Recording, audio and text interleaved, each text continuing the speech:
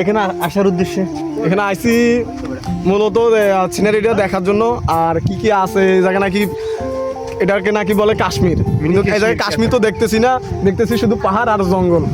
কিন্তু মোটামুটি দেখার মতন দৃশ্য আছে, পাহাড় অঞ্চল কি সুন্দর দেখার মতন, বৃষ্টির ভিতরে ভিজার মতন অনেক ফিল আছে। প্রোগ্রাম হলো একটাই, কাশ্মীর আর উপরে যাবো। আর উপরে যাবেন? বাংলাদেশ জামাত ইসলামী জিন্দাবাদ। উনি হলে জামাত শিবির, জামাত শিবির, জামাত শিবির রাজাকার। আর ইনি হলে যায় বিএনপির সভাপতি, বিএনপি রাজাকার এই বিএনপির সভাপতি, আর জামাত শিবির সভাপতি।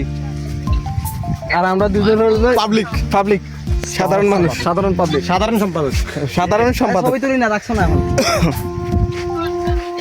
তো আজকে ঘুরতে বাইরে এলাম আমরা বন্ধুরা সবাই। আপু বৃষ্টি জান্নাত টিঙ্কু আমার